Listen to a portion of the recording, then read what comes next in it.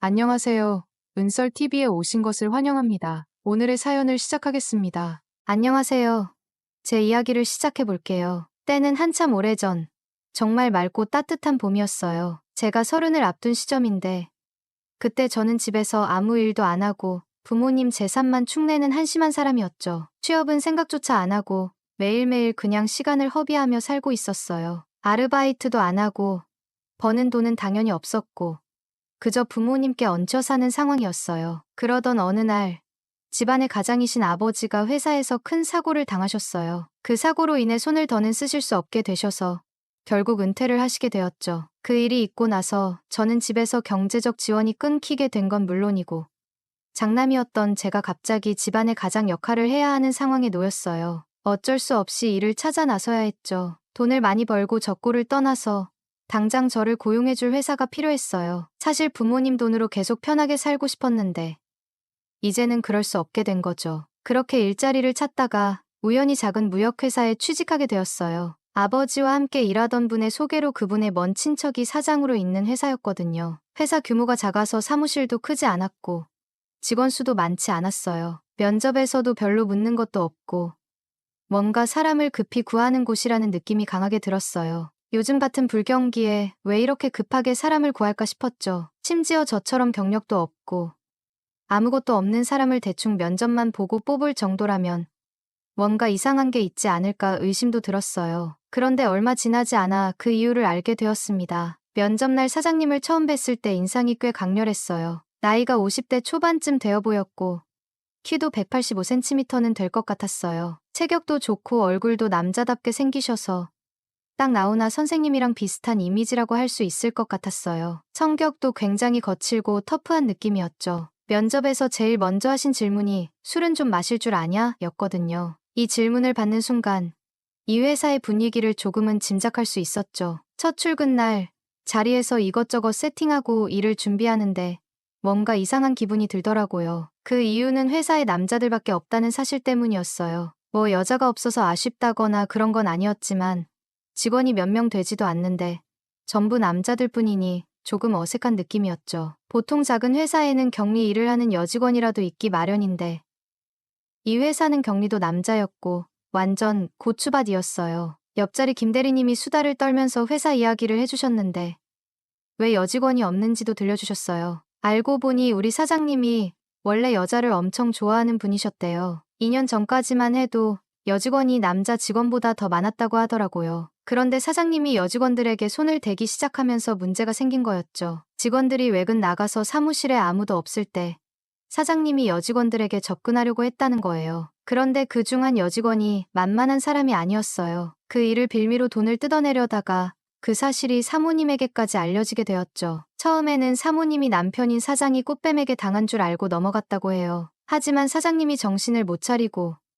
이후 다른 여직원에게까지 손을 대려고 했던 거죠. 근데 웃긴 건 그 여직원은 이미 사모님이 포섭한 끈앞풀이었다는 거예요. 결국 그 사실을 알게 된 사모님이 회사에 찾아와서 완전히 난장판을 만들었대요. 사실 사장님은 바지 사장이고 금수저인 사모님이 운영하는 회사였다고 하더라고요. 그렇게 여직원들은 전부 강제 해고를 당했고 남자들만 남아서 회사를 운영하게 되었다는 이야기를 들었어요. 물론 저도 뭐 돈만 벌면 됐지 하는 마음이었고 이 회사를 평생 다니겠다는 생각은 없었어요. 당장 돈이 필요해서 들어온 거니까 그런 이야기에 크게 신경 쓰진 않았죠. 출근 첫날이었어요. 사장님이 호탕하게 웃으시면서 오늘은 신입 입사 기념으로 회식이라고 하시더군요. 제 의사를 묻지도 않고 그냥 무작정 회식을 잡아버린 거죠. 술 마시는 걸 싫어하지는 않지만 불편한 자리는 정말 피하고 싶었거든요. 그런데 어쩔 수 없이 끌려가게 됐습니다. 회사 근처에 있는 삼겹살집에서 다 같이 모여 앉았어요. 인원도 많지 않아서 작은 테이블에 옹기종기 모여 앉아 술을 마시기 시작했죠. 사장님은 호탕한 성격답게 술도 엄청 많이 드시더라고요. 저는 불편한 자리에선 실수할까봐 술을 되도록이면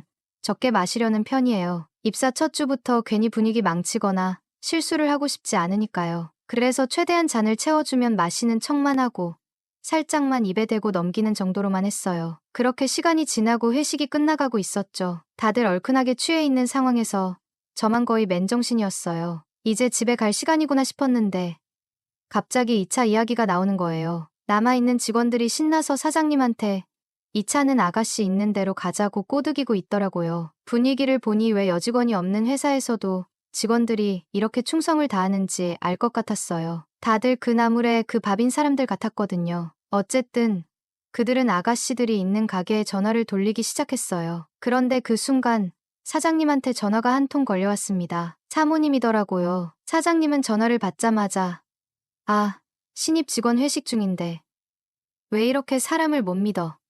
하며 성질을 부리시더군요. 딱 2차 가기 직전에 전화가 와서 정말 다행이었죠. 사장님은 화가 난 듯이 왜 자꾸 못 믿냐면서 우리 신입 직원 목소리라도 들어봐. 내가 뭐 잘못하고 있는지 확인해봐라. 하시면서 저에게 전화를 넘기셨어요. 그렇게 전화가 제게 넘어오고 저는 사모님께 인사를 드렸어요. 저희 목소리를 듣고 회식 자리인 걸 믿으셨는지 잘 부탁한다며 인사를 해주시더라고요. 그러더니 사모님이 저에게 은밀한 제안을 하셨습니다. 지금부터 내가 하는 말에 우리 남편이 못 알아듣게 대답만 해요. 알겠죠? 저는 당황스러웠지만 겉으로는 저도 잘 부탁드립니다. 앞으로 열심히 하겠습니다라고 대답했죠. 그 대답을 들으신 사모님이 참 센스 있네. 말이 통하는 사람이군이라고 칭찬하시더라고요. 남편한테 들키지 않게 잘만 하면 내가 따로 챙겨줄 테니까. 우리 남편이 뭐 하고 다니는지, 어디 가는지, 특이사항이 있으면 나한테 바로 보고하세요. 결국 사모님은 사장님을 더 이상 믿지 못하셨고 저에게 사장의 감시 역할을 맡기겠다고 하셨던 거죠. 예상치 못한 상황에 휘말려 버렸지만 순간적으로 어떻게 대처해야 할지 고민이 되더라고요. 솔직히 이 회사가 오래 다닐 곳도 아니고 회식 자리도 저한테는 불편하기만 했는데 사모님이 돈까지 더 준다고 하니까 거절할 이유가 없더라고요. 그래서 그 제안을 받아들이기로 했죠. 그렇게 2차로 아가씨 있는 데를 간다는 소식을 사모님께 몰래 문자로 보내드렸어요. 그랬더니 사모님이 첫날부터 너무 티가 나면 안 되니까 대신 사장님께 술을 있는 대로 먹여서 택시에 태워 집으로 보내달라고 하시더라고요. 2차에 나가는 것만 막아달라는 부탁이었어요. 마침 저도 술에는 꽤 자신 있는 편이라 아가씨들까지 있고 분위기도 무르익은 사장님께 술을 엄청 부어드렸습니다. 저는 이미 1차에서도 술을 거의 마시지 않았기 때문에 만취한 사장님을 더 취하게 만드는 건 별로 어렵지 않았어요. 결국 택시를 불러 사장님을 보내드리고 저도 집으로 돌아왔죠. 그날 밤 사모님한테서 수고했다는 문자가 도착했고요. 그리고 다음날 통장에 20만 원이 딱 들어왔더라고요. 한 달 월급이 200도 안 되는데 사모님이 시키는 대로 한 번 했더니 20만 원이라니. 이건 진짜 횡재였죠. 그날 이후로 저는 사모님의 충성스러운 스파이가 되었습니다. 사장님이 거래처 여직원이랑 커피를 마시러 나갔다거나 회식이라고 하면서 어디 딴 데 갈 속셈이 있는 것 같다.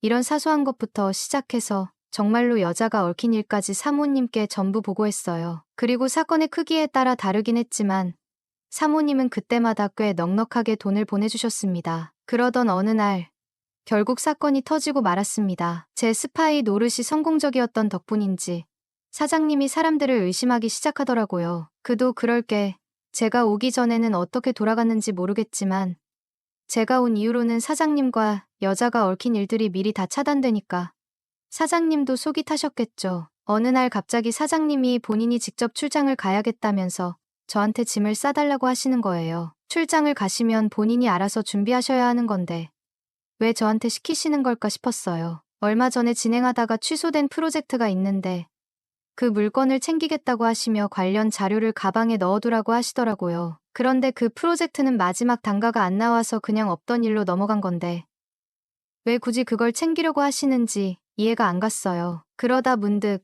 출장 핑계로 여자를 만나려는 게 아닐까 라는 생각이 들더라고요. 그래서 제 개인 태블릿을 사장님의 캐리어에 몰래 넣었습니다. 원래 분실 우려가 있어서 핸드폰으로 태블릿의 위치를 추적할 수 있게 해놨거든요. 사장님께는 태블릿에 자료 다 정리해뒀으니까 그거 보시면 됩니다라고 말하며 가방과 태블릿을 넘겨드렸죠. 그 이후 바로 사모님께 문자를 보냈어요. 뭔가 수상한 부분이 있어서 연락드린다고 구체적인 상황을 설명드렸죠. 퇴근하고 나서 태블릿 위치를 확인해보니 지방의 한 숙박업소에 있는 걸로 나오더라고요. 그 주소를 사모님께 문자로 보고드리고 씻고 나서 바로 잠들었죠. 얼마나 지났을까 시끄러운 전화 벨소리에 깨어보니 시계는 새벽 2시를 가리키고 있었어요. 전화를 건 사람은 다름 아닌 사모님이셨죠. 전화로 대뜸 제가 말해준 그 장소로 당장 와달라고 하셨어요. 주말 새벽 2시에 그 먼 곳까지 갈 이유는 없었지만 이번 일로 사모님이 또 두둑히 챙겨주실 걸 생각하니 결국 바로 차를 타고 출발했죠. 모텔 앞에 도착하니 사모님이 서 계셨어요. 사실 이때가 제가 사모님을 처음 뵌 순간이었어요. 그런데 놀라운 건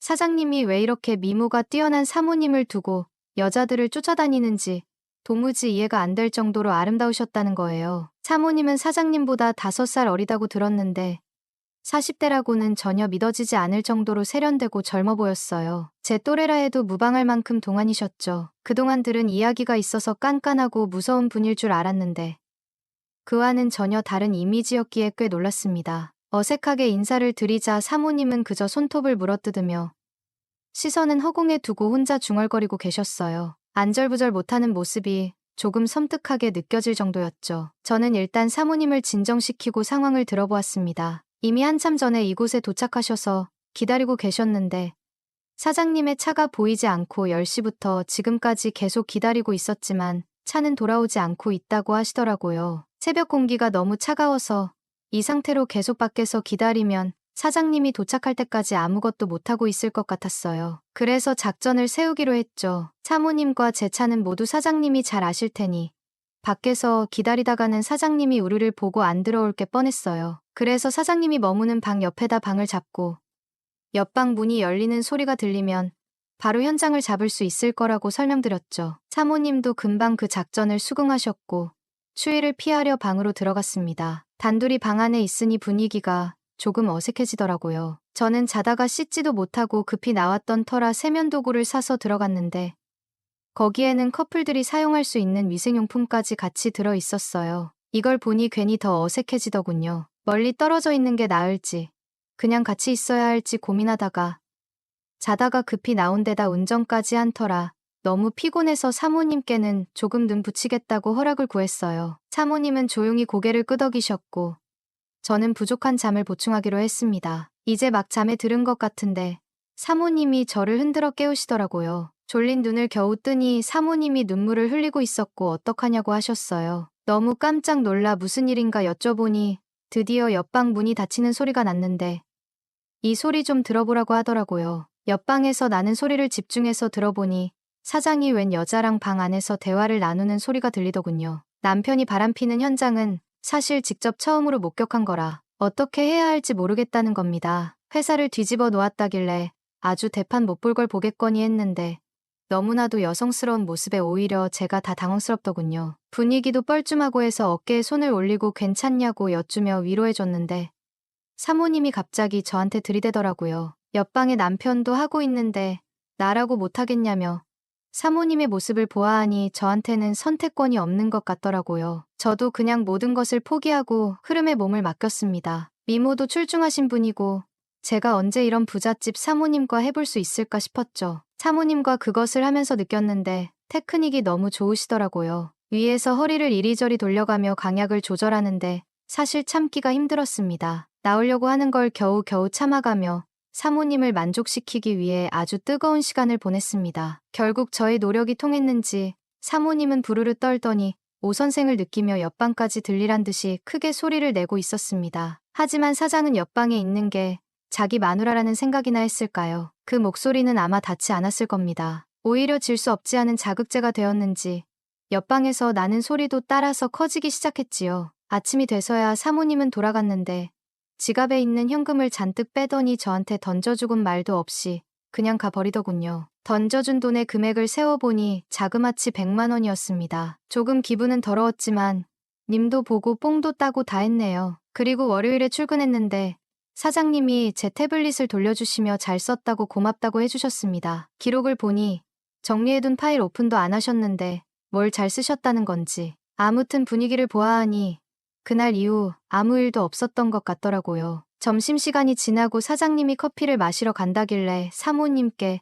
바로 또 문자를 보냈습니다. 사장님이 커피 마시러 나가셨다고요. 그런데 사모님에게 답장이 오기를 이제 이런 거 나한테 보고할 필요 없어요라고 써있고 문자 마지막에는 하트 표시가 같이 있더라고요. 사모님은 이제 자기도 막 살 거라면서 저랑 잘해보자고 하는 겁니다. 5만 가지 생각이 다 들면서 담배가 마구마구 땡기더라고요. 그 길로 나가 줄담배를 피고 들어와선 비어있는 사장실에 사직서를 올려두고 짐 챙겨서 집으로 돌아왔습니다. 오래 있을 생각도 없지만 조금이라도 더 있는다면 좋은 꼴은 절대 못 보겠다는 확신이 생겨서요. 그렇게 집에 돌아와 이제 뭘 하지라고 고민하고 있다가 잠깐 잠들었고 핸드폰을 봤는데 사모님한테 전화가 거의 50통이 넘게 와 있었어요. 갑자기 온몸에 소름이 돋아서 전화번호를 차단해버렸습니다. 제가 회사를 관둔 뒤 정확히 3일 후에 집 앞에 사모님이 찾아왔습니다. 제 주소는 어찌하셨는지 물어보니 남편 회사에서 제 개인 정보를 보고 왔다고 하더군요. 저는 회사를 관두었으니 이렇게 찾아오시면 곤란하다고 이제 연락 안 주셨으면 좋겠다고 말씀을 드렸는데 사모님의 반응이 엄청나더라고요. 마치 그동안 남편을 향했던 집착이 저한테로 옮겨온 것처럼 느껴졌습니다. 이대로 얽혀서 좋을 게 없다고 생각돼서 이 이상 접근하면 경찰을 부를 거고 그날 있었던 일도 사장에게 다 말할 거라고요. 사장은 들키지 않았지만 저는 물적 증거가 될 수 있으니 사모 입장에서 여태껏 잘못은 남편이었는데 벌은 자기가 받겠다 싶으니 아무 말도 못하고 물러나더군요. 그 뒤로 4년이 지난 지금 정말 가끔씩 연락이 왔지만 최대한 무시하면서 살고 있습니다. 저는 아직도 변변찮은 회사 다니면서 혼자 고군분투하고 있습니다. 어린 나이에 준비된 것도 없이 가장 노릇을 하고 있으니 결혼은 고사하고 연애도 꿈도 못 꾸고 있습니다. 다시 생각해보면 이렇게 힘들게 살면서 독수공방을 하고 있는 내 모습을 보니 사모님과 관계를 계속 유지하는 것도 좋았을 거라고 생각이 되네요. 이 사연을 쓴 이유가 뭐냐고요? 어제 사모님한테 오랜만에 또 전화가 왔거든요. 매번 무시해왔지만 오늘은 전화를 받았어요. 이번 주말에 사모님을 만나러 갑니다. 조금 긴장되네요. 지금까지 저희 이야기 들어주셔서 감사합니다. 안녕하세요. 은설TV에 오신 것을 환영합니다. 오늘의 사연을 시작하겠습니다. 안녕하세요. 저는 결혼한 지 얼마 되지 않아 신혼의 달콤함을 즐기고 있는 20대 후반 남자예요. 그런데 얼마 전 아내에게 들은 제안 때문에 도무지 결정을 내리지 못하고 고민에 빠져 있어요. 친구에게 이 이야기를 하니 복받은 줄도 모르고 고민하냐며 웃기만 했는데 사실 이런 상황을 겪어보지 않은 이상 쉽게 말할 수 없는 일이거든요. 제 이야기를 조금 더 해볼게요. 저는 나름대로 순탄하게 살아왔다고 할 수 있어요. 어려서부터 강압적인 부모님 밑에서 자라다 보니 항상 좋은 성적을 유지해야 했고 결국 좋은 대학에도 들어갔어요. 그렇게 배경이 갖춰지니 취직도 꽤 이름 있는 기업에 무난하게 성공할 수 있었죠. 겉으로 보기엔 아무 문제 없지만 저에겐 오랫동안 해결되지 않은 고민이 하나 있었어요. 바로 제 인생에서 스스로 결정한 일이 거의 없었다는 거예요. 공부도, 학교도, 군대도, 그리고 심지어 지원한 회사들마저 부모님이 정해주신 대로 했어요. 대학만 가면, 졸업만 하면, 독립만 하면 언젠가 부모님의 간섭이 끝날 줄 알았지만 그런 날은 오지 않았어요. 독립을 했는데도 부모님은 여전히 저를 통제하려고 하셨죠. 집을 전세로 얻더라도 대출을 받아서 서울에 아파트 하나 마련하기 전까지는 절대 낭비하지 말라며 돈을 모으라고 하셨고 저 역시 부모님 말씀을 따르는 게 익숙해져 있었어요. 자연히 연애는 꿈도 못 꿨죠. 부모님 말씀을 따르며 살아온 덕에 크게 손해본 적은 없어서 반항할 마음도 들지 않았던 것 같아요. 그런데 친구들이나 동기들은 모두 연애도 하고 결혼도 준비하는 걸 보니 제 주말이 그렇게 무료하게만 흘러가는 게 아쉬웠어요. 돈을 들이지 않으면서 사람도 만나볼 수 있는 일을 찾다가 시작한 게 봉사활동이었어요. 아내를 처음 만난 것도 그 봉사활동 중이었어요. 어느 날 장애 아동시설에 봉사를 갔는데 빨래터에서 손빨래를 하고 있는 아내의 모습이 너무나 아름다웠어요. 민소매 티셔츠에 청반바지, 슬리퍼를 신은 채 쪼그려 앉아 열심히 빨래하는 그녀의 모습이 제 눈을 완전히 사로잡았죠. 젖은 머리를 대충 올려 묶은 모습, 목선 아래로 이어진 새하얀 어깨까지 그 순간 저는 완전히 넋을 잃고 말았어요. 제가 한참 동안 서서 바라보는 것도 모를 정도로 집중하고 있는 모습이었어요. 아내에게는 항상 함께 다니는 친구가 한 명 있었어요. 약간 치켜 올라간 눈매에 오뚝한 코를 가진 그녀는 남자들이 관심을 가질 만한 매력을 지닌 친구였죠. 살짝 예민한 표정을 띠고 있긴 했지만 아내와 늘 함께 봉사활동에 나올 만큼 마음씨는 참 따뜻한 사람이었어요. 그날 저는 용기를 내서 아내에게 말을 걸었고 이 작은 행동이 어쩌면 제 인생 첫 일탈이었던 것 같아요. 이후 아내와 연락을 주고받으며 금방 가까워졌고 타인을 위해 봉사하는 걸 좋아하는 그녀야말로 평생을 함께할 수 있는 사람이라는 확신이 들었죠. 그렇게 마음을 굳히고 저는 곧바로 아내에게 청혼을 했고 우리는 미래를 약속하게 되었어요. 그런데 결혼을 준비하면서 아내가 제게 조심스레 털어놓은 이야기가 있었어요. 사실 아내는 어린 시절 부모님께 버림받고 보육원에서 자랐다는 거였죠. 그 이야기를 듣고 그녀에 대한 제 마음이 달라지진 않았지만 부모님에게는 조금 달랐던 것 같아요. 아내를 처음 부모님께 소개할 때 부모님은 뭐 하시냐고 물으셨는데 아내는 주눅 들지 않고 당당하게 보육원에서 자랐습니다라고 대답했어요. 부모님은 그 대답을 별로 좋아하지 않으시는 듯 했어요. 하지만 저에게는 아내의 당당함이 오히려 멋져 보였고 그녀와 함께하기로 한 제 선택에 흔들림이 없었습니다. 얼마 지나지 않아 부모님으로부터 연락이 왔어요. 두 분은 저희 결혼을 허락할 수 없다는 입장이셨죠. 부모님과 대화를 나눈 뒤 저는 고민 끝에 결심하고 그날로 아내와 혼인 신고를 올려버렸어요. 어찌 보면 제 인생에서 처음으로 부모님의 뜻을 거스른 일이었죠. 부모님께는 저희를 진심으로 받아들이실 마음이 생기신다면 그때 연락달라는 짧은 편지 한 장만 남겨두고 지금까지도 연락을 끊고 지내고 있어요. 회사의 연봉이 나쁘진 않았지만 모아둔 재산이 많지 않아 회사 근처의 작은 복층 원룸에서 신혼생활을 시작했어요. 방이 따로 없는 좁은 공간이었지만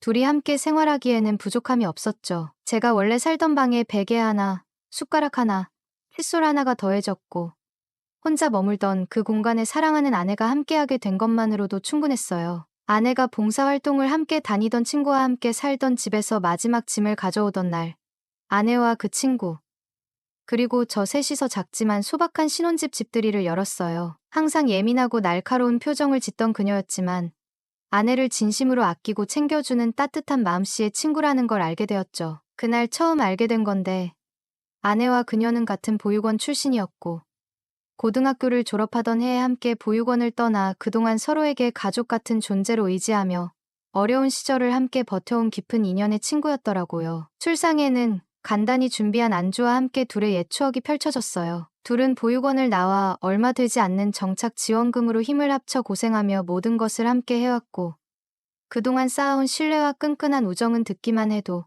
대단하게 느껴졌어요. 부모님의 보살핌 속에서 마치 온실 속 화초처럼 부모님 뜻대로만 살아온 저와는 너무도 다른 삶을 살아온 두 사람이 새삼 존경스러웠어요. 둘의 이야기에 빠져 시간 가는 줄 모르고 술잔을 기울이다 보니 어느새 아내는 술에 취해 먼저 사다리를 타고 위층 침대로 올라갔어요. 아내에 대해 아직 모르는 점이 많던 저는 아내의 친구를 통해 그녀의 이야기를 더 들을 수 있었어요. 고등학교를 졸업하고 세상에 아무것도 모른 채 던져졌지만 둘이 함께 수많은 어려움을 헤쳐나가며 서로에게 큰 힘이 되어주었던 이야기들. 그 힘든 와중에도 아내는 항상 자신보다 더 어려운 사람들을 돕기 위해 봉사활동을 빠지지 않고 다녔다고 하더군요. 저는 그런 이야기에 푹 빠져 아내의 숨겨진 모습을 알아가는 기쁨에 정신이 팔려 있었는데 그 사이 둘이 술을 얼마나 많이 마셨는지도 잊고 있었던 것 같아요. 어느 순간 아내의 친구가 잠시 쉬고 싶다며 제 무릎에 머리를 기대고 눕더군요. 너무 갑작스러운 행동에 깜짝 놀라 잠시 돌처럼 굳어버렸어요. 시간이 조금 흘러 그녀의 모습을 보니 친구지만 아내에게 있어 언니 같은 존재로 느껴지기도 하고 아내를 위해 늘 날카로운 인상을 유지했던 이유가 고마워졌어요. 하지만 손님을 소파에서 재우는 게 아무래도 편치 않아 그녀를 아내의 옆에 눕히려 조심스럽게 깨우려고 했는데 깊이 잠든 그녀는 전혀 일어날 기미가 없었어요. 잠시 고민하다가 결국 그녀를 부축해 복층 침대 쪽으로 데려가기로 했어요. 그녀의 몸에서 아내와 비슷한 향기가 나는 듯해 조금 묘한 기분이 들었지만 침대로 안전하게 옮겨야 한다는 생각만 했습니다. 사다리를 타고 침대로 올라가야 했기에 어떻게 하면 다치지 않게 올릴 수 있을지 고민했어요. 술 기운에 겨우 벽에 기대 몸을 지탱하고 있는 그녀를 어떻게 하면 침대에 무사히 눕힐 수 있을까 하는 생각에 군대에서 배운 부상자 이송법이 떠올랐죠. 그래서 그녀의 허리를 팔로 감싸 업어 옮기려고 했는데 갑자기 그녀가 제게 와락 안기는 거예요. 순간 놀라 몸이 굳어버려 아무것도 할 수 없었어요. 그렇게 한참을 안겨 있다가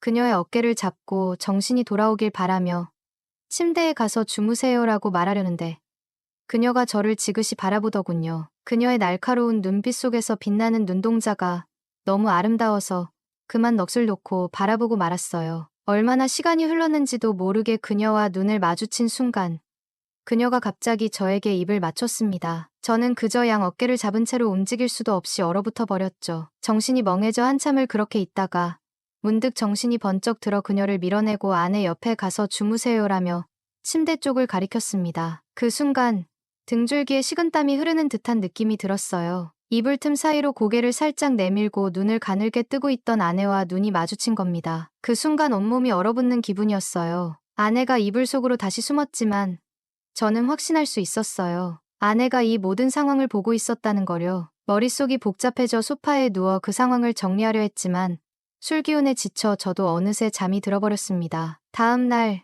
늦은 오후에야 눈을 떴을 때 어젯밤 함께 있었던 아내의 친구는 이미 사라진 상태였고 방에는 아내만 남아 있었어요. 아내는 널브러진 술병과 어질러진 방을 말없이 정리하고 있었죠. 그 뒷모습을 보면서 어젯밤의 일을 생각하며 한참을 어떻게 해야 할지 고민했어요. 아내가 무언가 물어오면 어떤 대답을 해야 할지 도무지 감이 잡히지 않아 일단 자는 척이라도 해볼까 싶었지만 그게 오래갈 방법은 아니겠다는 생각이 들더군요. 결국 아내가 뭔가 물어오면 친구의 잘못으로 돌리자는 결론을 내리고는 조용히 아내에게 다가가 뒤에서 안으며 잘 잤냐고 하면서 인사를 건넸어요. 그런데 아내는 저를 거칠게 밀쳐내며 돌아섰고 순간 등줄기를 타고 차가운 땀이 흘렀어요. 아내가 어젯밤의 모든 상황을 다 보고 있었다는 게 확실해졌고 어떻게든 이 상황을 해결해야 한다는 생각만 가득했죠. 친구의 탓으로 돌리기보다는 차라리 어젯밤의 일을 솔직하게 설명하는 게 나을 것 같아 입을 떼려는 순간 아내가 먼저 말을 꺼냈어요. 어젯밤에 내 친구한테 왜 그랬어?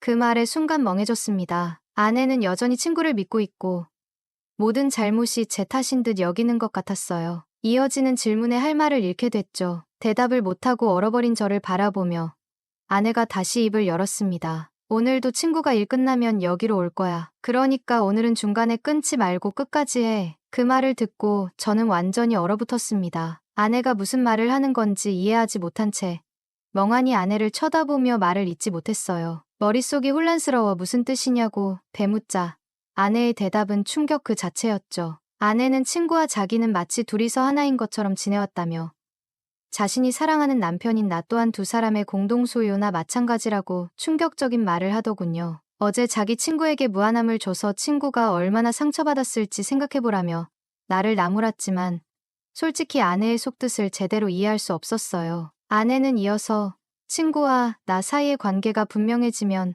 그 친구도 이 집으로 이사와서 셋이서 평생 함께 살 거라는 이야기를 덧붙였어요. 그리고 오늘 저녁에는 어제처럼 중간에 멈추지 말고 확실히 끝까지 하라며 진지하게 당부하는 거예요. 그때까지도 저는 아내가 제정신으로 이런 말을 하는 건지 아니면 저를 떠보려는 것인지 알 수 없어서 혼란스러웠습니다. 그런데 아내는 알바가 끝나고 돌아온 친구에게 다 끝나면 전화해라는 말을 남긴 채 밖으로 나가버렸고 아내가 나간 뒤 적극적으로 다가오는 친구의 모습을 보니 이 두 사람이 정말 진심이라는 걸 깨닫게 됐어요. 순간 이 상황이 너무 충격적이고 당황스러워 아내 친구에게 미안하다며 사과하고 아직 마음의 준비가 되지 않았으니 준비가 되면 다시 말해주겠다고만 답했습니다. 그렇게 어색하게 넘긴 채로 일주일이 지나가고 있네요. 그동안 친구에게 이 상황을 이야기해봤지만 친구는 오히려 부럽다며 이게 웬 떡이냐고 하더군요. 하지만 저는 이런 상황을 전혀 받아들이지 못하겠어요. 오늘은 아내에게서 꼭 답을 달라며 더 이상 자신과 친구를 비참하게 만들지 말라는 문자가 왔습니다. 아직도 이 상황을 어떻게 받아들여야 할지 모르겠고 어찌할 바를 모르겠습니다. 저를 이끌어주시던 부모님과는 연락이 끊긴 상태라 이 문제에 대해 조언을 구할 수도 없습니다. 제가 과연 어떻게 하는 게 맞는지 모르겠어요. 여러분들의 조언을 부탁드립니다. 지금까지 저의 이야기를 들어주셔서 감사합니다. 안녕하세요. 은설TV에 오신 것을 환영합니다. 오늘의 사연을 시작하겠습니다. 지난 방학 때 있었던 잊을 수 없는 추억을 나누려고 해요. 저는 지금 29살인데 아직도 대학생이랍니다. 사실 또래보다 조금 늦게 대학에 들어갔는데 그 이유는 집안 형편이 좋지 않았기 때문이에요. 남들처럼 대학에 일찍 들어가서 캠퍼스의 낭만을 만끽할 수 있는 상황이 아니었어요. 다른 친구들이 신입생으로서 즐겁게 대학교 생활을 시작할 때 저는 먼저 군대에 가야 했죠. 군인 월급이란 게 많지 않다는 건 다들 알 거예요. 그래도 그 적은 월급을 꼬박꼬박 모으고 저녁 후에도 밤낮 가리지 않고 아르바이트를 하며 학비를 마련했어요. 결국 그렇게 모은 돈으로 마침내 원하던 대학 생활을 시작할 수 있게 됐습니다. 여러 가지 일을 경험하다 보니 이제는 어떤 아르바이트를 해도 두렵지 않더라고요. 그 어떤 일이든 한 번쯤 해봤을 정도로 많은 일을 거쳐왔으니까요. 그래서 대학 생활을 하면서 돈이 급하게 필요할 때면 어디서든지 아르바이트를 금방 구할 수 있었어요. 일 자체가 꼭 즐겁거나 애정이 있는 건 아니었지만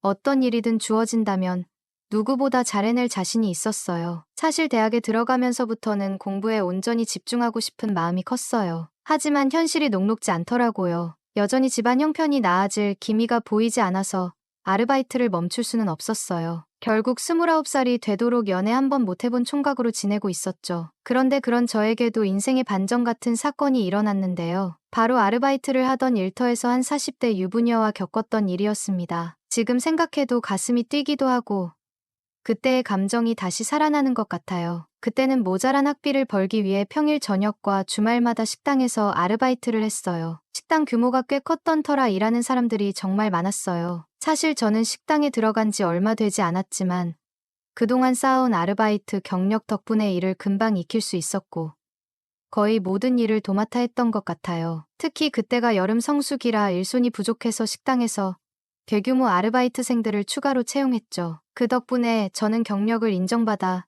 새로 온 사람들을 교육하는 역할까지 맡게 됐어요. 잠깐 아르바이트 할 생각으로 방학 동안 일하기로 했는데 갑작스럽게 매니저라는 직책을 받게 된 거예요. 솔직히 마음에 드는 건 아니었지만 돈을 더 준다고 하니 그냥 받아들이게 되었어요. 그런데 성수기 때 식당은 정말 눈코 뜰 새 없이 바빴어요. 교육을 한다고는 했지만 사실 장사를 하면서 새로 온 사람들을 가르쳐야 했거든요. 손님이 쉴 새 없이 드나드는 식당이다 보니 제대로 다 배우고 일을 시작할 시간도 없이 그때그때 필요한 것들을 알려주면서 일을 진행했어요. 그러다 보니 가끔은 두세 사람 몫의 일을 하고 있는 기분이었어요. 몸이 10개라도 부족하다고 느낄 정도였죠. 그런데 그 중에서도 가장 손이 많이 가고 눈길이 갔던 사람은 홀서빙을 맡은 그녀였어요. 나이는 40살로 저와 10살이 훌쩍 넘게 차이 났지만 첫날 그녀를 봤을 때 그 정도로 나이 차이가 날 거라고는 상상도 못했어요. 그 이유는 그녀의 화려한 모습 때문이었는데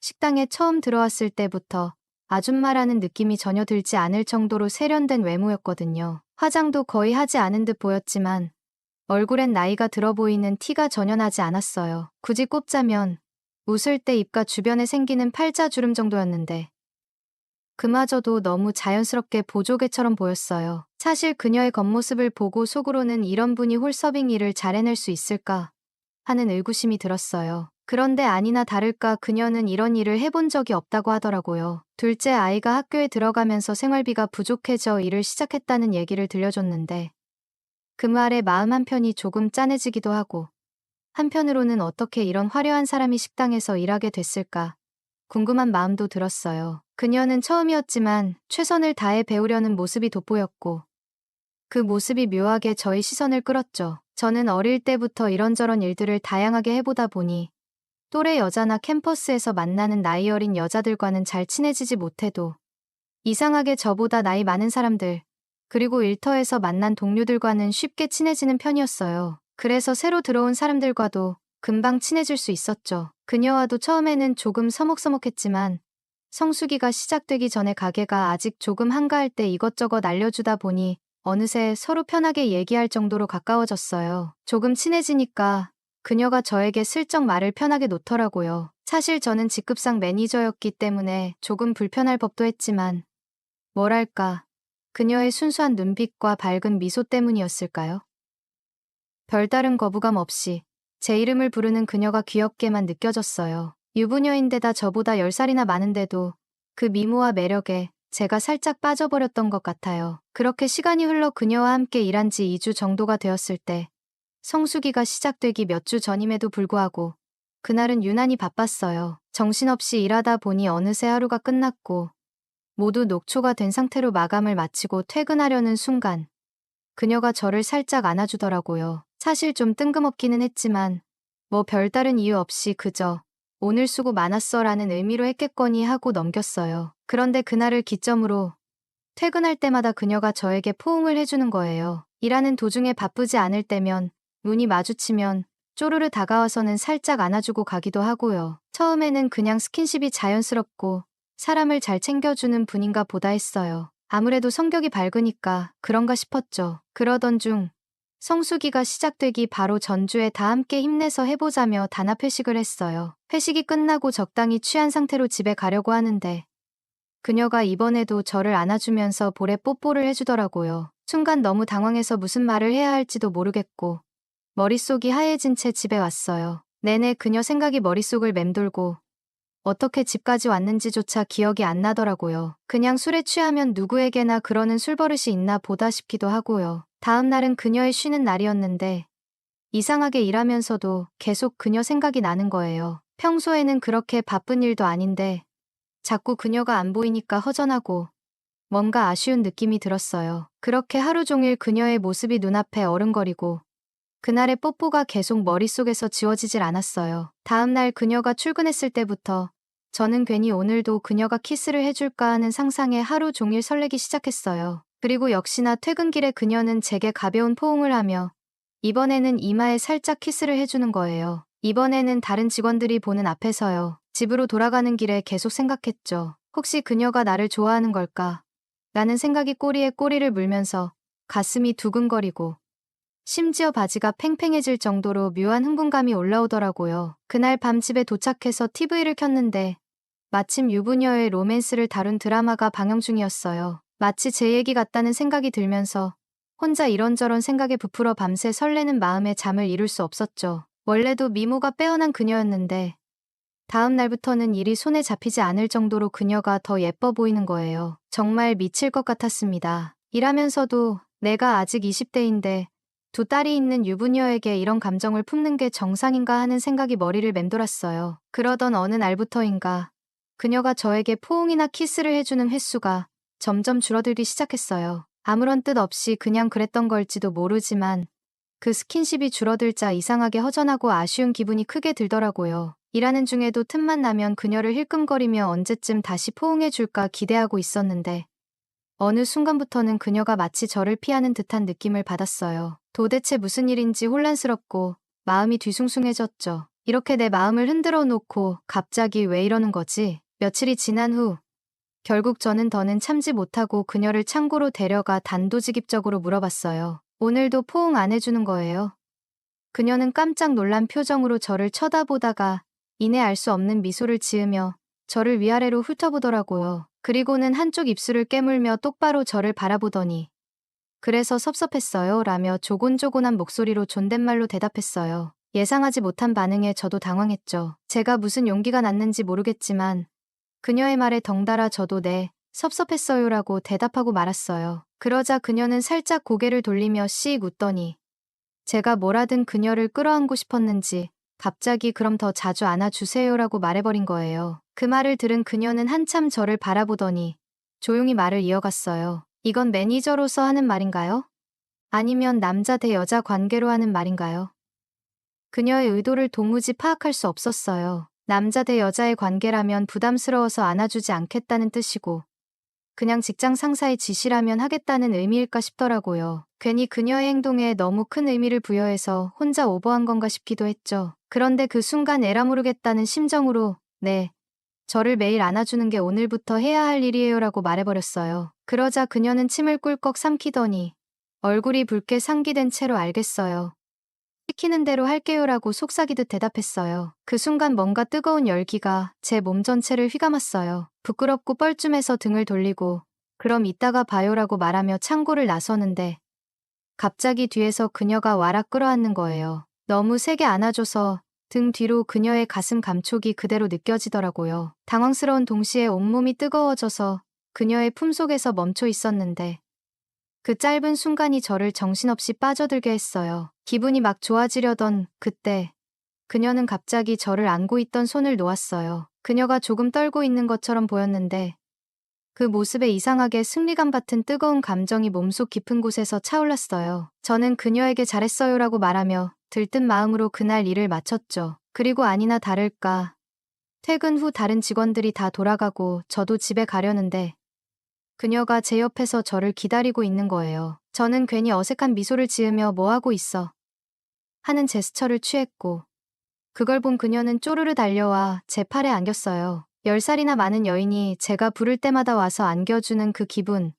겪어본 사람은 정말 많지 않을 거예요. 그때부터 퇴근 시간이 되면 그녀는 항상 다른 사람들이 다 돌아갈 때까지 저를 기다렸다가 저를 꼭 안아줬고, 일하는 중에도 눈을 피해가며 저에게 진한 포옹을 나누곤 했어요. 그렇게 우리는 보이지 않는 곳에서 눈에 띄지 않게 서로의 감정을 나누기 시작했어요. 대학교로 돌아갈 날이 얼마 남지 않은 마지막 여름밤이었어요. 식당의 성수기도 끝났고 저처럼 단기 아르바이트로 일하던 사람들도 하나둘씩 떠나갈 시기였죠. 그러던 어느 날 사장님이 그동안 모두 고생했다며 환하게 웃으면서 전 직원 회식을 열었어요. 이번에는 가게 밖으로 나가서 다 함께 즐겼는데 나이를 보니 저만 29살이고 나머지는 모두 저보다 훨씬 나이가 많은 어른들이었어요. 거의 저 빼고는 다 또래라 그런지 술자리에서는 정말 즐겁게들 이야기하더라고요. 저는 혼자 구석에 앉아 조용히 술만 홀짝이고 있었는데 그때 그녀가 슬쩍 다가와 제 옆에 앉는 거예요. 그녀가 무언가 바라는 듯한 눈빛으로 저를 쳐다보며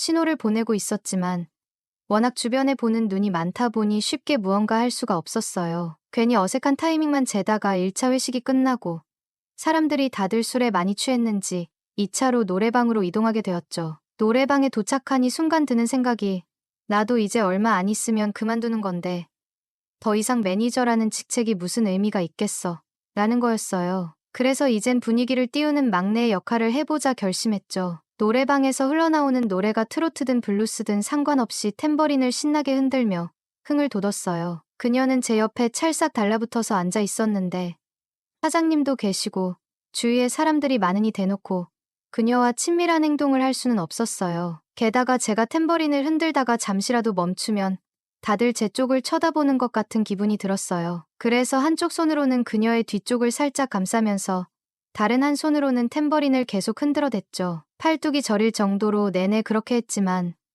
뭔가 마음속으로는 더 많은 걸 표현하고 싶은 아쉬움이 가득했어요. 회식이 끝나고서야 비로소 그녀와 단둘이 남게 되었어요. 집에 가는 길에 혹시라도 이게 마지막일 수도 있다는 생각이 들어서 용기 내어 그녀에게 집까지 바래다 주겠다고 했죠. 그렇게 그녀와 나란히 걸으며 저는 계속 마음속으로 무슨 말을 해야 할지 고민하다가 마침내 입을 열었어요. 혹시 제가 일하면서 잘못한 게 있거나 기분 나빴던 적이 있다면 미안해요. 사실은 여름 아르바이트가 끝나도 그녀와 계속 인연을 이어가고 싶었어요. 그래서 유부녀인 걸 알면서도 솔직하게 제 마음을 고백하고 좋은 기억으로 남고 싶다고, 앞으로 기회가 닿는다면 가끔씩 볼 수 있으면 좋겠다고 조심스레 전했죠. 그런데 그녀는 제 말을 듣자마자 갑자기 정색을 하며 고개를 저었어요. 제가 그 순간 뭔가 잘못 말했나 싶어 당황스러웠는데 그녀는 이내 차분하게 말을 이어갔죠. 그게 아니에요.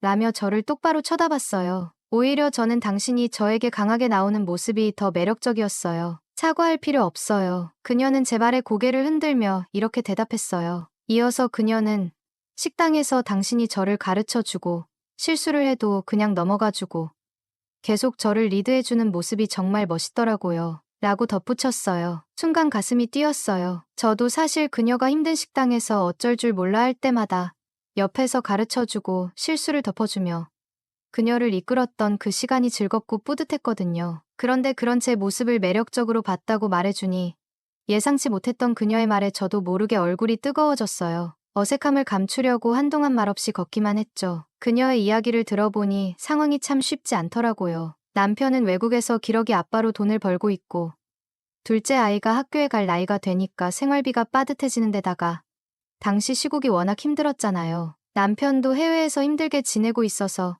그녀도 살림의 보탬이 되려고 아르바이트를 시작하게 됐다고 했어요. 사실 남편은 그녀가 집안일에 손도 대지 않게 했던 사람이라고 해요. 말하자면 그녀의 손에 물 한 방울 안 묻히게 살게 했는데 정말 어쩔 수 없이 일을 시작하게 됐던 거죠. 그러다 저를 만났고 제가 그녀에게 이것저것 지시하며 일하는 모습이 재밌고 흥미로웠다고 하더군요. 남편은 오히려 하고 싶은 대로 다 하게 해주었는데 반대로 저는 그녀에게 이건 이렇게 해라, 저건 저렇게 하라며 단호하게 가르쳐주고 이끌어주는 모습을 보이니까 그게 이상하게 매력적으로 다가왔다고 하더라고요. 그녀의 솔직한 말을 듣고 갑자기 무슨 생각이었는지 그렇게 매력적이면 지금 나한테 뽀뽀해보세요라고 시켜버렸어요. 순간 그녀는 술에 취해서 얼굴이 붉어졌고 살짝 까치발을 들어 제 입술에 키스를 하더군요. 저희 소중이가 반응했고 그녀의 뜨거운 숨결을 느끼며 적극적으로 다가갔습니다. 그녀는 저를 거부하지 않았고 오히려 나를 더욱더 막 대하라고 말하며 제 마음에 불을 지폈어요. 그렇게 그날 밤 저는 그녀와 연인 같은 관계가 되었습니다. 처음 몇 주간 그녀를 거칠게 리드하며 너무나도 뜨겁게 관계를 가지며 불타올랐습니다. 그녀가 유부녀인 건 저에게 더 이상 문제가 아니었습니다. 하지만 그녀와 저의 관계가 그렇게 오래 가진 못했어요. 아르바이트가 완전히 끝나고 저는 학교로 돌아가고 그녀는 일하는 곳에서 일을 계속 해왔는데 오히려 그녀를 애인으로 대했던 게 마이너스가 되었습니다. 더 이상 막 대할 수 있는 직책이 사라진 저는 그녀에게 더 이상 매력적인 남자일 수가 없었죠. 그녀를 단순히 애인처럼 대하기 시작하면서 오히려 그녀와의 관계는 이전 같지 않게 변해버렸죠. 이전에 제가 그녀를 단호하게 대하고 이끌었던 직책이 사라지면서 더 이상 그녀에게 매력적으로 보이지 않게 되었던 거예요. 결국 어느 날 그녀는 저에게 남편에게 죄를 짓고 있는 것 같다며 이별을 고해왔어요. 그녀도 제게 느끼는 감정이 진지해졌던 만큼 마음이 무거웠던 거겠죠. 그렇게 우리는 헤어졌고 그해 여름의 열정적인 로맨스는 마무리되었어요. 그리고 그 다음 해 여름 다시 성수기 아르바이트를 시작하면서 그녀를 다시 볼 수 있지 않을까 기대했지만 식당에서 그녀를 찾을 수 없었어요. 사장님께도 물어봤지만 제가 그만둔 뒤 얼마 지나지 않아 그녀도 그만뒀다고만 하더라고요. 그 뒤로는 그녀에 대한 소식도 들을 수 없었죠. 그렇게 짧지만 강렬했던 저희 첫 로맨스는 그렇게 끝나버렸어요. 아직도 가끔씩 그녀가 생각나요. 순종적이고 아름다웠던 저희 처음이자 마지막 연상의 연인. 지금은 어디서 어떻게 지내는지 행복한지 궁금할 때가 있죠. 지금도 마음 한편에는 그 여름밤의 추억이 따뜻하게 남아있네요. 지금까지 저의 이야기를 들어주셔서 감사합니다. 안녕하세요. 은썰TV에 오신 것을 환영합니다. 오늘의 사연을 시작하겠습니다. 밖에 나가서 돌아다니는 걸 좋아하는 성격이라 올해도 바깥 활동을 많이 하고 싶지만 작년에는 정말 답답한 시간을 보냈어요. 넘치는 에너지를 발산할 곳이 없어서 몸이 근질근질했죠. 원래라면 클럽에서 땀 흘리며 춤을 추거나 여자를 만나 시간을 보내며 이 에너지를 풀었을 텐데 그러질 못하니 미칠 지경이었어요. 할 수 있는 게 없으니 결국 침대에 누워서 무기력하게 시간을 때우고 있었어요. 그러다 거실 쪽에서 소란스러운 소리가 들리더라고요. 무슨 일인가 싶어 나가봤더니 어머니가 친구들 모임을 마치고 친구분들을 집으로 데려오신 거였어요. 평소에 사람들과 어울리는 걸 좋아하는 편이라 자연스럽게 어머니 친구들 사이에 껴서 앉았어요. 과일 같은 걸 주워 먹으면서 이야기를 듣고 있었죠. 사실 중년 여성들끼리 나누는 대화라 제 관심과는 거리가 멀었지만 그래도 아는 분들과 함께 있으니 나쁘지는 않았어요. 그러던 중 아주 흥미로운 이야기가 나왔어요. 너네 경이 요즘 어떻게 지내는지 들었어? 그 이름을 듣자마자 귀가 쫑긋 서더라고요. 경이 이모는 어머니의 절친한 친구였고 저도 또렷이 기억하고 있었거든요. 왜냐면 이모가 정말 예쁘거든요. 제가 어릴 때부터 어머니 친구분들 중에서도 유독 기억에 남는 얼굴이었어요. 수영 강사라 그런지 몸매도 탄탄했고 피부도 깨끗하고 희고 긴 머리에 굵은 웨이브를 넣고 다니는 모습이 딱 공주님 같았어요. 동네에서도 미모로 유명해서 어머니가 저한테 우리 경이 예쁘지? 라고 물으셨을 때 저는 생각 없이 엄마보다 훨씬 예뻐 라고 대답했다가 등짝을 세게 맞았던 기억도 나요. 그래서 더 귀를 기울이게 됐어요. 그런데 분위기가 심상치 않더라고요. 듣다 보니 좋은 얘기가 아니었어요. 대략 정리해보면 경이 이모의 남편이 바람을 피웠고 홧김에 이모도 자기한테 수영을 배우던 젊은 남자와 맞바람을 폈다고 해요. 문제는 여기서 끝이 아니었어요. 그 젊은 남자가 이모를 이용해 돈까지 빼돌려서 결국 빈털터리가 됐다는 거예요. 설상가상으로 맞바람을 핀 게 이모의 귀책 사유가 되어 위자료까지 물어줘야 했다는 말에 헛웃음이 나왔어요. 이야기가 전개될수록 완전히 아침 드라마 한 편을 듣는 기분이었어요. 끝까지 자리를 못 두고 들었죠. 그리고 결정적으로 경이 이모가 결국 속세를 버리고 산속으로 들어가 자연인이 됐다는 말이 나왔어요. 자연인. 그 텔레비전에 나오는 산속에서 자급자족하며 사는 사람들처럼. 순간 너무 어이가 없어서 진짜 그렇게 살고 계신 거예요? 라고 물었는데 어머니 친구분들은 거의 그렇지라고 하시더라고요. 그 며칠 후 갑자기 머릿속에 번뜩이는 아이디어가 떠올랐어요. 어차피 에너지도 넘쳐나고 날씨도 따뜻한데 산속에 있는 경이 이모를 찾아가서 안부도 묻고 며칠 머물다 오면 어떨까? 생각하면 할수록 나쁘지 않은 계획이었어요. 뭔가 색다른 경험이 될 것 같았고 심심한 일상에서 벗어날 기회이기도 했죠. 어머니에게 가도 되냐고 물어보니 대수롭지 않게 내가 그러고 싶으면 가라 하시더라고요. 딱히 반대도 안 하시는 걸 보니 이건 정말 한번 가볼 만한 일이겠다 싶었어요. 그날로 가방을 챙겨 무작정 출발해버렸어요. 어머니 친구분들께 수소문하고 여기저기 물어가며 경희 이모가 지낸다는 곳을 간신히 찾아냈죠. 산 중턱쯤 올라가 계곡을 따라가다 보니 마치 텔레비전에서 보던 자연인 집처럼 허름한 오두막 같은 게 눈에 들어왔어요. 그런데 인기척이 없더라고요. 문을 두드려봤지만 아무 반응이 없었어요. 연락할 방법도 없고 혹시 이곳을 떠나셨다면 헛걸음친 게 아닌가 싶어 아쉬운 마음이 들었죠. 그래도 오랜만에 이렇게 공기 좋은 곳에 오니 기분이 상쾌해졌어요. 경희 이모를 만나지 못하더라도 여기서 며칠 머물면서 에너지를 좀 풀어보는 것도 나쁘지 않겠다는 생각이 들었어요. 가방도 무거웠고 괜히 문 앞에서 기다리고 있기도 그래서 근처를 좀 둘러보기로 했어요. 계곡에서는 맑은 물이 흐르고 바람도 시원해서 이곳이 마치 무릉도원처럼 느껴졌어요. 나중에 기회가 된다면 한두 달쯤 이렇게 살아보는 것도 괜찮겠다는 생각이 들 만큼요. 시간이 좀 지나 다시 돌아와 보니 여전히 인기척이 없었어요. 그냥 기다리기로 하고 적당한 툇마루에 누워 낮잠을 청했죠. 그러다 누군가 가볍게 제 어깨를 흔드는 느낌이 들어 눈을 떴는데 바로 앞에 경희 이모가 서 계셨어요. 순간 놀랐어요. 오랜만에 봤는데도 여전히 예뻤거든요. 예전처럼 새하얀 피부는 햇볕에 살짝 그을려 있었지만 오히려 그게 더 건강하고 생기 있어 보였어요. 그 모습이 예전보다 더 매력적으로 느껴졌달까요. 오래 기다렸지? 이모가 먼저 말을 걸었어요. 어떻게 제가 온 걸 아셨어요? 속세를 떠났다고 해서 연락도 안 되실 줄 알았는데. 의외의 대답이 돌아왔어요. 너희 엄마한테 연락받았어. 순간 허탈했어요. 자연인처럼 사신다길래 핸드폰도 없는 줄 알았는데. 알고 보니 멀쩡히 연락도 하시고 지인들과도 소통하고 계셨던 거죠. 기대했던 이미지와는 사뭇 다른 현실에 헛웃음이 나왔어요. 이모는 저녁을 준비해주겠다며 장바구니를 챙겨오셨는데 안을 들여다보니 고기며 야채며 마트에서 사온 식재료들이 가득했어요. 순간적으로 아, 이제 손으로 물고기라도 잡아야 하나 보다라고 기대했는데 창고에서 브루스타를 꺼내시는 걸 보고 또 한 번 허탈했죠. 자연인이 아니라 그냥 공기 좋은 곳에서 사는 것뿐이었어요. 하지만 산속에서 먹는 저녁은 평소보다 훨씬 맛있었어요. 시원한 바람이 솔솔 불어오는 곳에서 고기를 구워 먹으니 별다른 양념 없이도 입안 가득 행복이 퍼지는 느낌이었어요. 식사가 끝난 후 이모가 저를 빤히 바라보며 장난스럽게 웃으며 말했어요. 힘이 넘치는 남자만 해줄 수 있는 일이 좀 있는데 순간 흠칫했지만 이모의 표정을 보고 농담이라는 걸 바로 눈치챘어요. 뭐든 시켜만 주세요. 남자답게 대답했죠. 그러자 이모는 기다렸다는 듯 웃으며 말했어요. 일단 나는 설거지 같은 건 귀찮으니까 뒷정리 좀 도와줘. 그렇게 설거지를 마치고 주변까지 깨끗이 정리했어요. 다 끝낸 줄 알았는데 이모가 갑자기 자리에서 일어나더니 말했어요. 밥도 먹었으니까 이제 일을 해야지. 그렇게 저는 어디론가 끌려가고 말았어요. 이모가 데려간 곳은 그녀가 잘 아는 산나물 채집 장소였어요. 이모는 마치 이 일에 익숙한 듯 이건 따도 된다. 저건 따면 안 된다며 하나하나 설명을 해주셨어요. 나물 캐는 게 처음이라 신이 나기도 했지만 한편으로는 산에서 이렇게 마음대로 나무를 따도 되는 건가?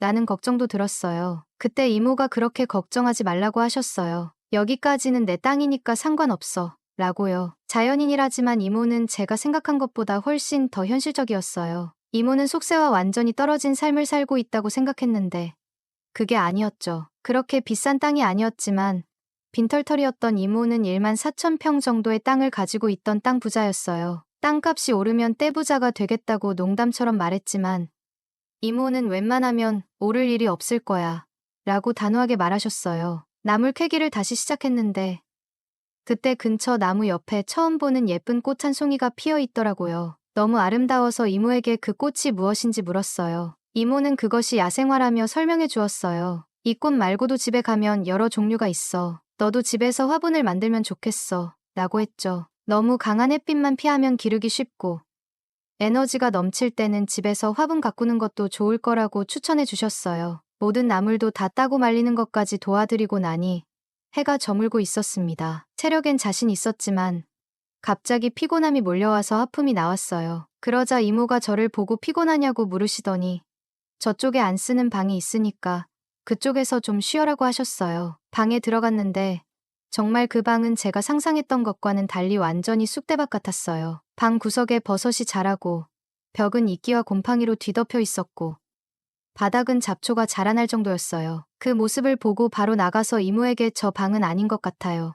라고 말했죠. 이모도 미처 확인을 못하신 것 같았어요. 정말 미안하다고 하시며 사과하시고 불편하더라도 나랑 같은 방을 쓰자고 하셨어요. 그 순간부터 뭔가 마음이 불편해졌어요. 아무리 어머니의 친구라 해도 제가 다 큰 남자인데 한 방에서 자는 게 좀 그렇잖아요. 그렇다고 밤에 처음 오는 산길을 내려갈 용기도 없었고요. 저녁을 먹고 완전히 어두워진 후 저는 그 방 안에서 긴장하며 떨고 있었어요. 이모가 씻고 온다고 하셨지만 샤워할 곳이 따로 있나 했더니 바로 옆문 너머로 물소리가 들려오고 있었어요. 수도가에서 물이 흘러가는 소리였죠. 저는 말없이 문 근처에 자리를 깔고 누웠어요. 찬속이라 그런지 문틈으로 바람이 살짝 들어와서 조금 추운 느낌이 들었고 저도 모르게 재채기를 하게 됐어요. 그 모습을 본 이모가 이쪽으로 좀 가까이 오라고 하셨어요. 저는 어떻게 해야 할지 몰라서 머뭇거리고 있었어요. 그때 이모는 너 감기라도 걸리면 어머니한테 얼굴 못 보겠다. 잡아먹지도 않으니까 가까이 와도 괜찮다.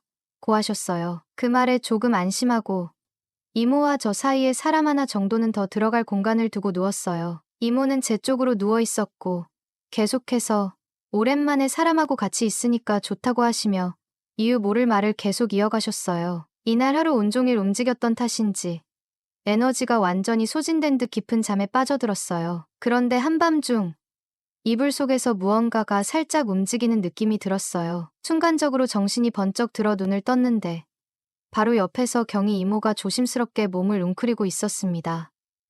미안해. 이모는 낮은 목소리로 사과했어요. 그러면서도 한참을 망설이더니 조용히 말을 이어갔어요. 이러면 안 되는 거 아는데 오랜만에 남자의 온기가 너무 그리워서 그래. 한 번만 안아주면 안 되겠니? 그 말에 저는 순간적으로 심장이 두근거렸어요. 잠결이라서 그런 건지 아니면 이 분위기에 휩쓸려 버린 건지 저도 모르게 이모 쪽으로 돌아누웠어요. 그리고 조심스레 그녀를 꼭 안아주었어요. 이모의 어깨가 가늘게 떨리고 있는 게 느껴졌죠. 어두운 방 안에서는 고요 속에서 제 심장이 뛰는 소리까지 선명하게 들릴 정도였어요. 이모가 말했던 남자가 해줘야 할 일이 이거였던 걸까?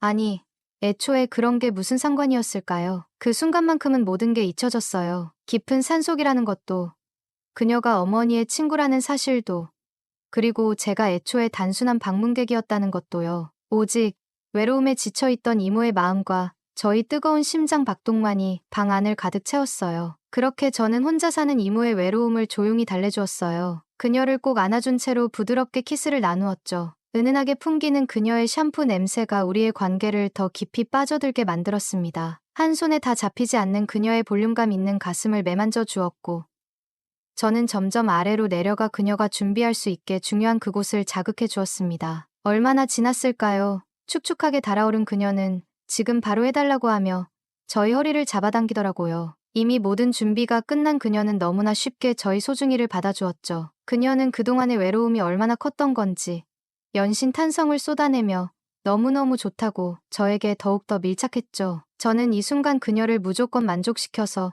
홍콩으로 보내야겠다는 생각에 위치를 바꿔가며 포인트를 찾아갔죠. 그녀의 탄성이 계속해서 흘러나오는 위치를 찾았고 온 힘을 다해 쉴 새 없이 움직여 주었습니다. 더는 참을 수 없었던 그녀는 결국 울부짖듯 소리치며 부르르 떨었고 오 선생이 찾아왔죠. 하지만 저는 그녀에게 평생 잊지 못할 순간을 만들어주고 싶어서 그녀가 오 선생이 온 이후에도 계속해서 강하게 허리를 움직여 주었죠. 그렇게 1시간가량을 거침없이 소중이를 움직이니 그녀는 5번 더 부르르 떨더니 제발 안에 싸달라고 하더라고요. 저도 더는 참을 수 없었고 그녀의 깊숙한 그곳에 하얀 것을 모두 쏟아버렸죠. 그날 이후 저는 산속에서 이틀을 더 머물렀어요. 하지만 점점 몸이 따라주지 않았어요. 너무 많은 에너지를 쏟아부은 탓인지 이제 더 이상 버틸 힘이 남아나질 않았어요. 그리고 솔직히 이대로 있다간 무슨 일이 더 생길 수도 있겠다는 불안감이 들기 시작했죠. 그래서 마지막 날 아침 저는 이모에게 조심스레 말을 꺼냈어요. 이제 집에 돌아가야 할 것 같아요. 이모는 제 말을 듣고 잠시 아무 말 없이 저를 바라보더니 가만히 고개를 끄덕였어요. 그리고 출발 준비를 마치고 집을 나서려던 순간 이모가 저를 따라 나와 조용히 뭔가를 내밀었어요. 그녀가 건네준 것은 화분에 옮겨 심어진 야생화 몇 송이였어요. 며칠 전 산나물을 캐던 날 제가 예쁘다고 했던 그 꽃들이었어요. 집에서 잘 키워봐. 너무 강한 햇빛만 안 주면 잘 클 거야. 그때 했던 말을 기억하고 일부러 제 손에 쥐어준 거였어요. 그렇게 저는 산을 내려왔어요. 그리고 집에 돌아와서도 그 야생화를 정성껏 키우기 시작했어요. 처음에는 키우는 게 쉽지 않았어요. 하지만 시간이 지날수록 점점 더 싱그럽게 피어나기 시작했어요. 이모가 외로울 때는 저에게 연락을 해서 집으로 오라고 초대했었고, 그렇게 찾아간 날은 처음 그때처럼 이모에게 모든 걸 쏟고 와요. 지금은 거실에 화분이 20개가 넘었네요. 어느새 야생화 키우기가 제 취미가 되어버린 것 같아요. 그리고 활짝 피어난 꽃을 바라보고 있으면 아름다운 이모의 모습이 선명하게 떠올라요.